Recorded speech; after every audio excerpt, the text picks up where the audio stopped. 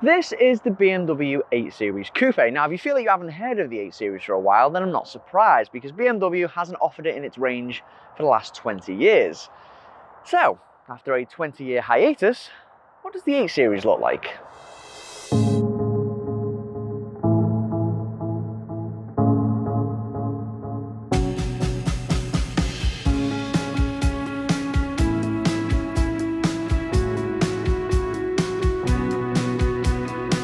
What does it look like after 20 years? Well, pretty good actually. I mean, okay, it might have the typical BMW nose, but the amount of lines and creases on this just make it look phenomenal, especially at the back. I mean, look at that. And we've even got the carbon fiber roof just to flip the bird to any Mercedes driver we just so happen to pull up next to. But as was the case with the old 8 Series, this ain't cheap. I mean, it's the grand fromage of the BMW range, or the große Käse as they say in Germany, starting at around 72 grand. Does come with a funky key though. But regardless of how stunning its exterior might be, this is a GT, and a GT is all about luxury and comfort in equal measure. It's the kind of car you feel cool driving cross-country in. So let's see if the latest 8 Series fits the bill. Now, the first thing you want to see in a car at this price point is attention to detail and quality. And you do get that with the 8 Series. I mean, there's loads of lovely soft touch leather dotted around and some cool sporty metallic highlights as well. Now, it is worth bearing in mind that we have the visibility, the premium, the technology and the M Sport Technic packages fitted, which add a host of their own features, but we'll come back to them in a moment. However, in terms of design, I don't want to use the word familiar, but, well, it just did. I mean, yes, this interior is adorned in lovely materials, but it's still typically BMW, which is to say, it's not jaw-droppingly special or different when compared to, say, a well-spec 3 Series. Mind you, you do have the crafted clarity glass inserts, here on the volume knob, here on the rotary dial, and of course, here on the gear stick. Still not quite sure what I think of that. But thankfully, BMW delivers on the infotainment front, with its iDrive system taking center stage with its classic rotary dial. And once you get used to using this rotary dial, it is incredibly easy to use, whether you're picking a radio station, making a phone call, going through the sat-nav, or doing something like adjusting the interior lighting. I also like the fact that BMW gives you the option to just use this as a traditional touchscreen, which is always a nice option. And this touchscreen actually has a few nifty gesture control features which you can configure yourself. They include changing the radio station like that. You do look pretty silly doing it in traffic, but it does work. And another feature which I've actually found myself using quite a bit is changing the volume up and down like that. Wingardium Leviosa. Now, when it comes to looking straight ahead, I really like the extensive head-up display in here. I mean, it gives you really detailed sat-nav directions and even has a rev counter on it. Now, when it comes to the screen behind the steering wheel, I don't know. I mean, it does what it's supposed to and it looks great. It's nowhere near as customizable as the screen you get behind the steering wheel in, say, an Audi or a Mercedes. Now, aside the tech, comfort in here is excellent. I mean, these chairs just hug you securely in place like a roller coaster, and if you go for the premium package, you also get them heated and ventilated, and you get heated armrests as well, which is very nice on a wintry morning. We've also got this lovely Alcantara headline in here, fitted as part of the M Sport Technic package, and we've also got a list of extensive parking assist features, further enhanced by the technology package. Now, my favourite parking feature is something that mimics the last 50 yards of your driving to help get you out of difficult parking spaces. So let's say you've just gone into the supermarket, you've fiddled your way into a spot and thought, oh, thank God for that, I'm not really looking forward to getting out. Well, the car can just mimic what you did for the last 50 yards or so and just get you out of the space and off you go.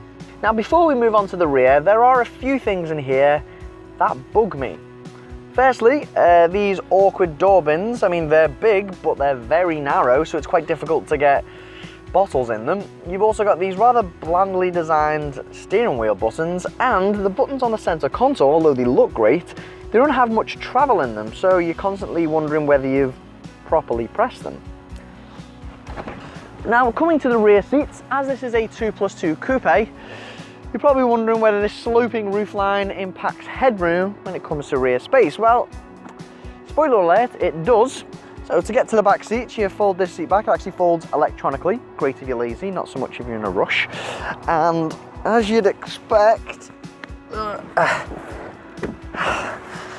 is a bit of a faff to get back here, and it's quite cramped when you are.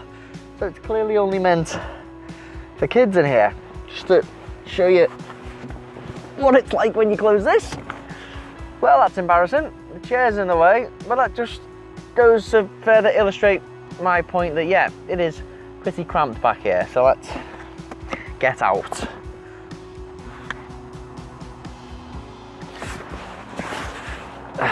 Now, this boot may look quite narrow because it is, but I tell you what, there's plenty of storage space. I mean, 420 litres in fact, and as you can see, you almost have to bend down to see the back. It's that deep. Of course, it's not great if things roll to the other end. In fact, you could probably lie down in there. Yeah, you could lie like this. Use that as your pillow.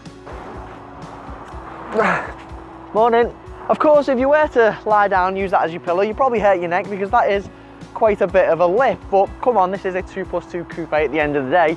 It is a very practical boot. And in fact, those seats fold down as well, although you have got to pull these levers first and then go around and fold them down yourself. And once those seats are folded down, you get an almost flat loading surface all the way to those front seats. Well done, BMW.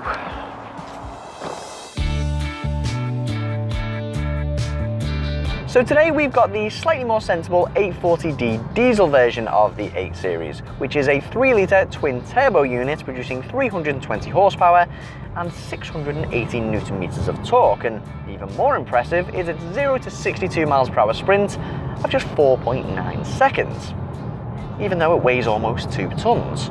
Well, before I jump into the very BMW side of the 8 Series, I just want to talk about comfort and running costs, because with its adaptive dampers, brilliant sound deadening and rather hush diesel, it is a pleasure to drive at both low and high speeds. I mean, yes, it can take you a bit of getting used to the sheer size of it because you do sit quite low, but most people will be going in a straight line on the motorway anyway, so that won't really be an issue. My one slight issue with the ride is that it doesn't come with air suspension. I mean, yes, it is comfortable pretty much all round, but it can be a tad stiff at times, something air suspension would definitely help with. The 8-speed automatic gearbox has a lot to do with its lovely drive though, because it's just so incredibly smooth, and it makes traffic lights, stop starts and going for gaps in traffic just completely effortless. And in terms of fuel economy, if you try, you can get around 45 miles per gallon. If you don't, then expect around 25 to 30 miles per gallon. And with CO2 of 160 grams per kilometre, you're looking at a 37% BIK tax rate for 2019 and 2020. Now, let's talk about the fun stuff. Well, the 8 Series does come with xDrive all-wheel drive as standard, but just because you can't have the back out doesn't mean you can't have fun, because with its punchy diesel, and it is punchy, and its brilliant grip and finesse in the corners, even though it is a big car, it definitely feels like it's supposed to be caned a bit. Now, even though the 8 Series is all-wheel drive, it does favour the rear wheels, with a feature that turns the rear wheels in the opposite direction to the front wheels at lower speeds and the same direction as the front wheels at higher speeds to improve agility and all-round control. The steering's nicely weighted too. I mean, yes, it can feel a little vague at times, mainly to aid ease of use, but it definitely fills you with enough confidence to corner at speed, and you can point your way into an apex. Again, the gearbox has a lot to do with how the 8 Series drives here, especially if you put it into Sport Plus mode. I mean, it can just bounce the revs into the right areas whenever you need it, and you just feel like you've got that pocket of peak torque on hand whenever you need it. I mean, for a car of its size, it really is brilliant to drive. It is surprisingly agile. For me, it's just got that right balance of sensible and fun. A bit like a mullet. But I can't help but feel something's missing, and I think it's a lack of distinction. I mean, yes, the 8 Series is comfortable, tech-savvy, and fun to drive, but so's the 3 Series. I mean, I can imagine quite a lot of people being miffed that their 80 or 90,000 pound Beamer is just a slight variation on a theme, given it's a very, very accomplished theme.